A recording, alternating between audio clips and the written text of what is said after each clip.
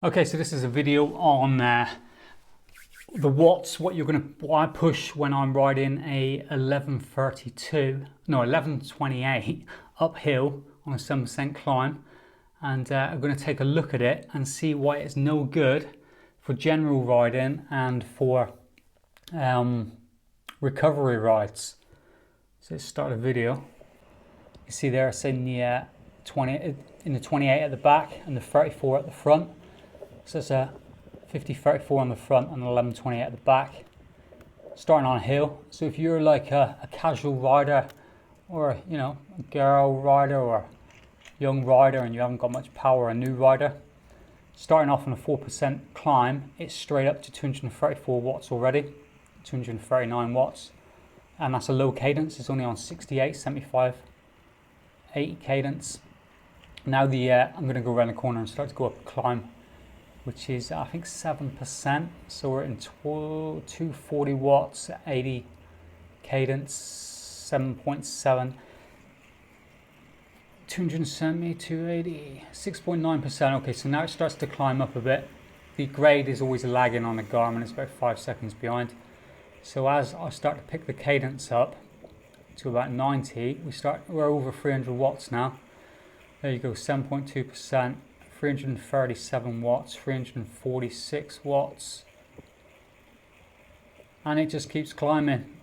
I don't think it might hit 400 watts in a minute, but it's, average is 370, 380 watts average. So what this means, there you go, 400 watts. What this means is if you're riding to work or you're going out for an hour's ride, you can't go for a 150 watt ride in England if you're running an 1128 on the back of your bike. You actually need more watts. You actually need a better shit. You can tell I've gone for a ride today, and can you? Just got out of the shower. Anyway, you need at least 1132 on the back, and you can see why just from that. I've just paused the screen now. It's on 96 RPM, 260 watts on 11% grade, and that'll pick up a bit more in a minute. The point is, I couldn't even go for a 150 watt recovery ride on this bike for, say I wanted to go for like a 2-3 hour ride, 150 watts. I can't do it, because as soon as I hit any hills, which if you live in England, as soon as you turn around a corner, there's a freaking hill, right? As soon as that, I'm 260 watt ride, 300 watt ride, and as you saw just a minute ago, it went up to 400 watts. And so I'm going, instead of going for a recovery ride, I'm hitting like a 5 watts per kilogram ride. You can do the maths on working out my weight from that if you're smart guys on the backtrack on that.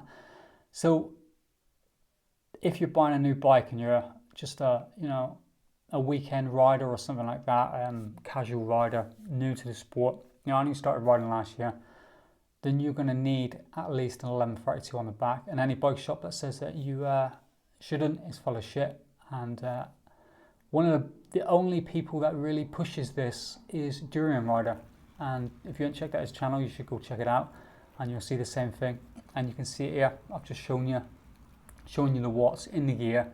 You just cannot go for a nice leisurely easy ride unless you live somewhere that's dead flat.